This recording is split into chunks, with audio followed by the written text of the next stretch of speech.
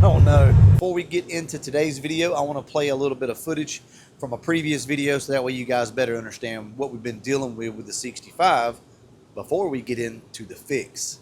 So go ahead and check this clip out.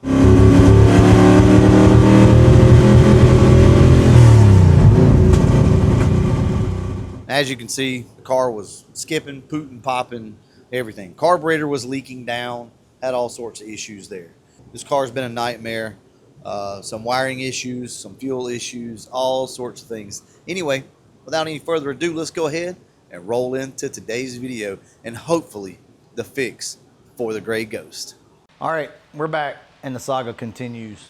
Now, we're gonna do what I said, which is pull all the wiring under the hood out associated with the Terminator X, really with anything, and we're just going to kind of go through it, make sure there's no nicks, make sure the connections are good.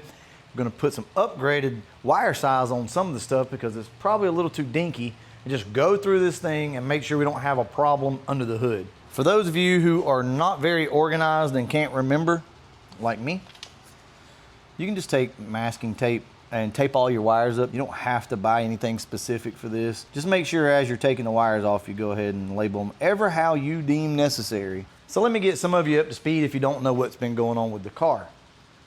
We got this thing finally running pretty good. Put some new plugs in it and the car seems to run good. It had a misfire before that, a bad misfire, and it would just act crazy. And then we took the car down the road for our final drive. Everything was going good, and I matted it, and when I did, when it got up in the RPM, the car just died. Terminator X was the only thing that died.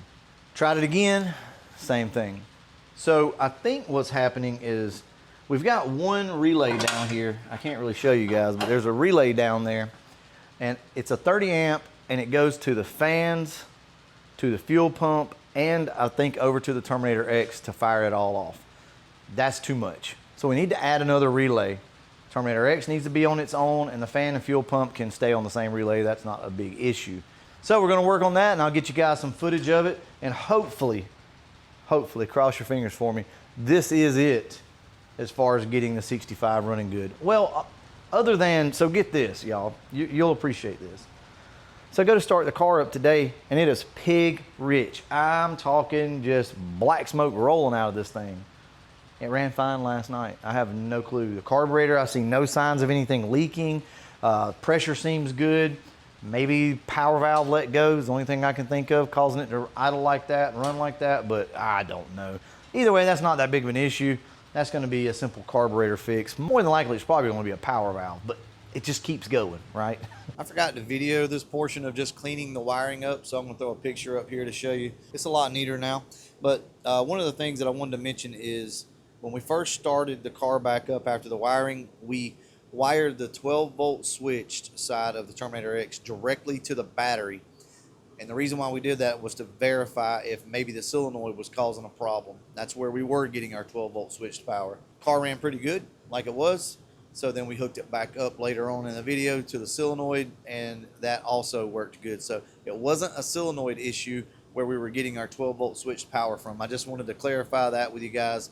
So let me explain why we use a solenoid for switched power. During cranking, I couldn't find anything under the dash or under the hood of the car that stayed constantly hot. So that's why we chose to stay on the solenoid. So far, doesn't seem to be causing any problems. I just wanted to let you guys know that.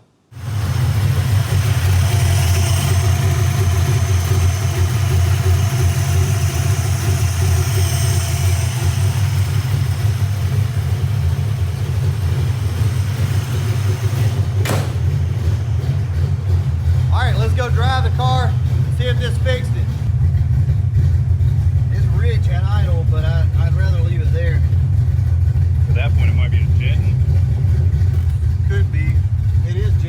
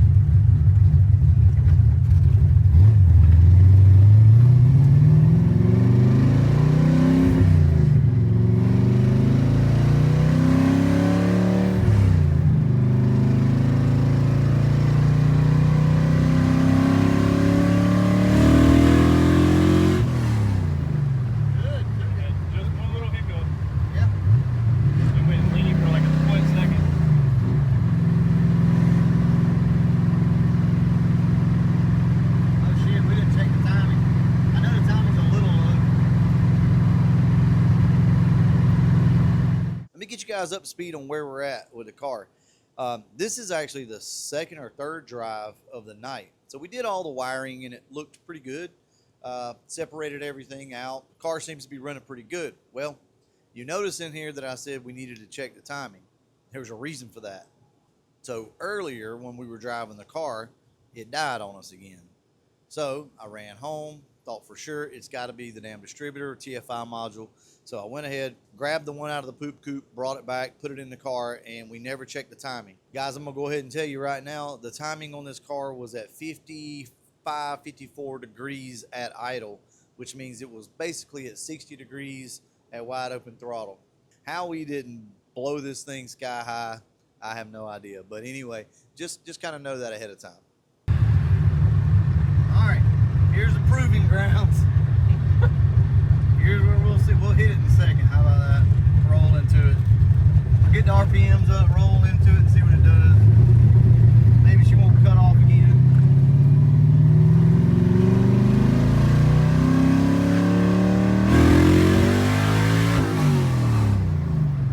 Hit it again. What's going on? It's a high RPM thing.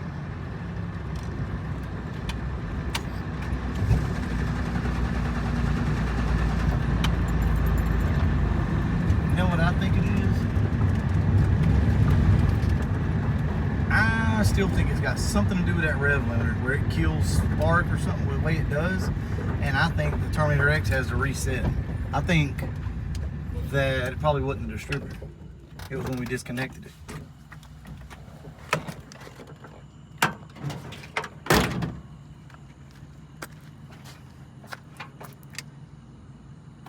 So maybe just let it reset.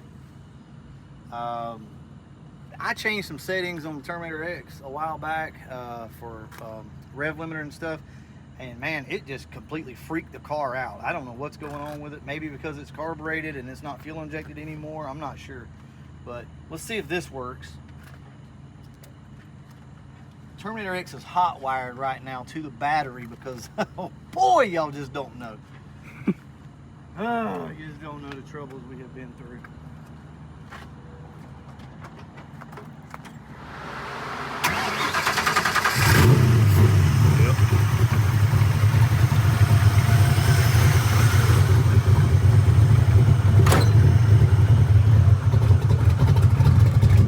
Yep. Yeah, that's it. We got the 80-pound injector.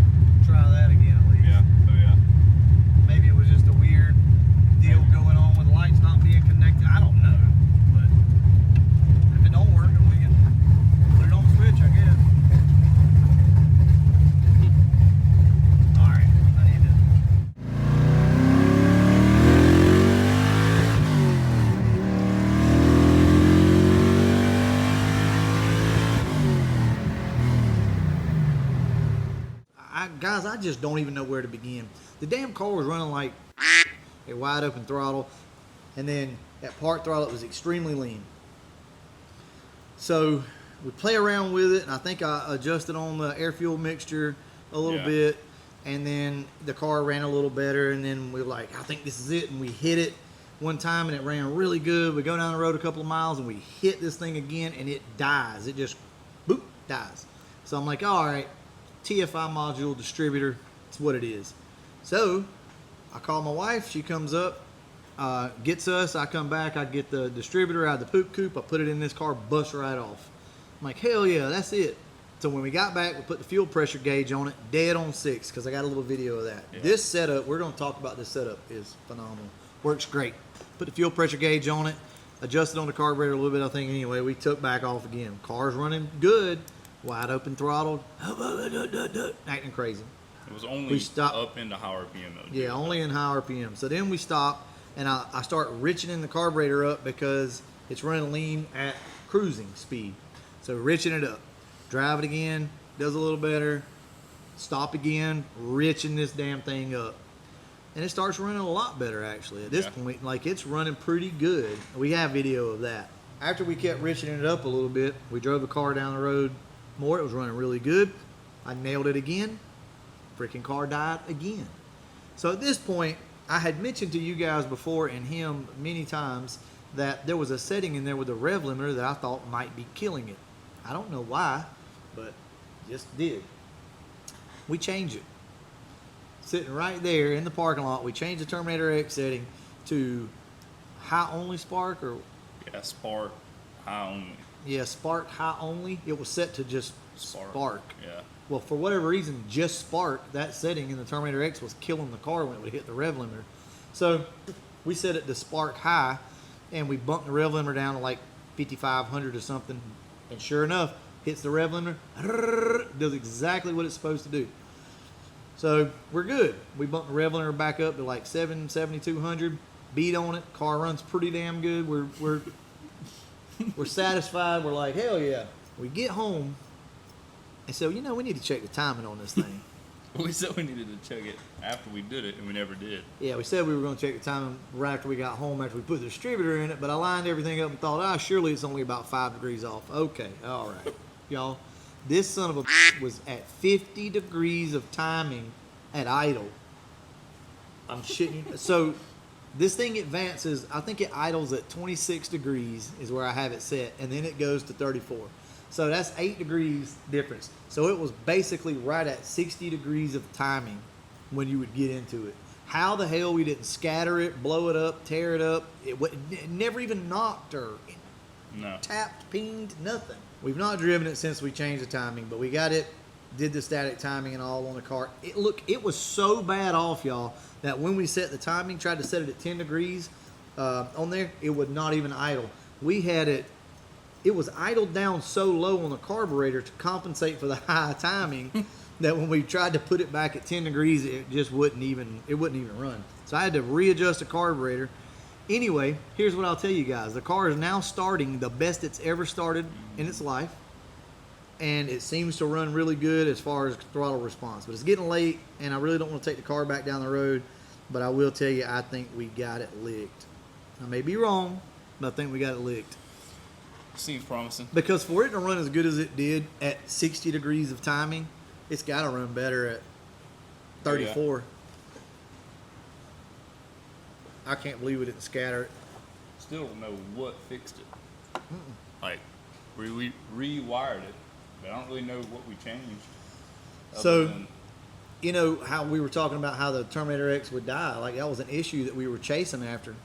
And Terminator X probably was just dying because of the damn rev limiter setting, which I don't know how that works. I don't know if that's right. I don't know if something's wrong with the Terminator X, but I can tell you that that's what fixed that problem. So, I don't know, man. We thought it was interference. We found the damn car. The car was shocking me. So there was, oh my God, we could go down this rabbit hole. There's so much that we could just go on about. But the car ended up, was grounding out somewhere.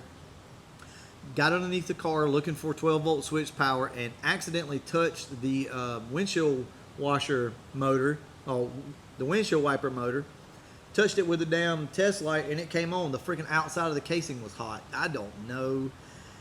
We unplugged that and got rid of that issue, and then the headlights didn't work, so we ended up having to plug all that back up and rewire some stuff. It was a mess. And after that, you know, I don't know. I mean, we could have fixed a problem there that the car had. We think it had multiple problems, and it still may. But right now, it seems really good. Oh, and the other thing is, I don't know if I mentioned it. It does not do that leak down thing where it fouls the plugs out. The car can sit, and it seems to be fine now. Mm-hmm. It sat there and idled at the damn gas station for 10 minutes. Yeah. No problem.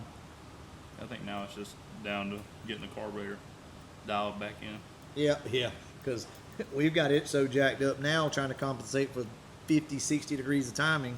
Probably why it kept showing lean no matter what. Yeah, probably. That's a good point. Yeah, it was showing lean as hell, and that's probably why. Ultimately, I think a lot of the shit we did was completely unnecessary. I mean, we did fuel system and rewired this car. Like, I mean, it's changed once again massively, like drastically changed. You guys might not see it, but it has. There's a lot of stuff that's changed on this car. So It all happened for a reason. It all needed it anyway. It needed a fuel system. It needed wiring cleanup. It really did. The car's coming together, like the exhaust is rattling where it's come loose again, and some stuff like that. You know, these are just little issues that we're gonna have to work through. Figure out the throttle linkage is not allowing the carburetor to open up just past half throttle, and we thought that might have been causing an issue too. But no, it was just timing. It was 60 degrees of timing. So anyway, I just wanted to do this little sit down with you guys, kind of give you some of our thoughts and feelings and stuff. Let's go ahead and wrap this video up. It's probably going to be another long one, but I don't know. That's kind of where we are now on the channel. You know, we still turn a lot of wrenches, but we don't video everything. I'm more or less just kind of here for you guys and want to encourage you and talk to you and show you what it's like to have went through all this for all these years. You're starting to see a little more behind the scenes type stuff now, and I feel like that's where YouTube is, and I kind of like that. That way I can just kind of be myself, and you can see us sit down and talk through problems, and the problems that we do have, you know, you can appreciate them now. Anyway, with that being said, I want to go over this fuel system with you guys one more time before we end this video. I may do a standalone video on it, but probably not. So this may be your only chance to really learn about this type stuff. These two regulators, this black regulator looks just like your Holley chrome regulator that you would put on a carbureted car, but it's not. This is a return style regulator, but it's not meant for EFI, it's meant for carbureted stuff. So what we did was we added two regulators here and then a fuel log. As you can see, this silver thing down here, fuel returns through those two. These two regulators here mounted on this car with a Aeromotive 340 pump, which is an EFI pump, will literally make 3, 4, 6, 8, 10 PSI. Whatever you want to make, it'll make it for a carbureted car, which typically is going to be anywhere from 5 to 7 PSI. But it absolutely amazed me because the minute we started this thing up, it was sitting at 4 PSI. And I'm like, holy crap, you know, that's kind of scary. Why is it so low? Well, it's because we're returning twice the amount of fuel into a Dash 8 line. So that's Dash 8 feed and Dash 8 return. Here's the reality of it. If you didn't go with these two and you went with an actual EFI to carbureted regulator, you're looking at like $700 to $750 for two regulators to do that. $700 plus to do this. So with this, I think it cost me 70 or 80 bucks for those two regulators to do this. It's worth it even if you're not using the second regulator. You can cap it off, which is what I'm doing right now. And it may even work with one regulator. I'm not sure. Our setup right here might have worked perfect with one, but I know two really does not stress the system at all, and it returns fuel really, really good. I just want to let you guys know that this system that we put on this car has worked flawlessly. As soon as you turn the regulator any little bit, it immediately adjusts pressure. And I have seen some that's not the case. They kind of jump around and they're irregular. This thing is just so free flowing. When you adjust on it, it makes changes instantly. And that is a new gauge, by the way, that we stuck on there. There you go with that. is dead on 6, and it has stayed dead on 6. Why it's important to have a return system is so that you don't deadhead the fuel. Fuel is being packed into the carburetor and it can't come back. So that means that the fuel is heating up, it's stress on the fuel pump. There's nothing wrong with it. I mean, people do it all the time, but it will stress the system. So if you can do a setup like this, I'm telling you, do it. This whole system for this car, regulators, all the line, the tank, all of it, the pump, everything costs like $1,300. That's a lot of money, but I promise you that's dirt cheap when it comes to a complete fuel system. So, and there again, I mean, this system right here is probably going to be good for around 1,000 horsepower NA. Obviously, we'll never see that. This car probably won't even make 500. It makes probably 450 or so at the crank. So either way, though, it's a good running setup. It's really helped the car out. And guys, we won. We won. I'm going to call it right now. I think we have figured this car out. As of right now, it does not skip, poop, pop, nothing. It runs fantastic. Me and Berger just come back from another drive just a second ago, and I think we got it. I don't want to be too excited about it and brag, but man, I think we finally got it. I can't help but be excited. Matter of fact, I think I'm going to take the rest of the day off, and we're probably going to grill some ribs or something. I don't know. We're going to do something. Anyway, I'm going to go ahead and wrap this video up. And as always, thanks for watching.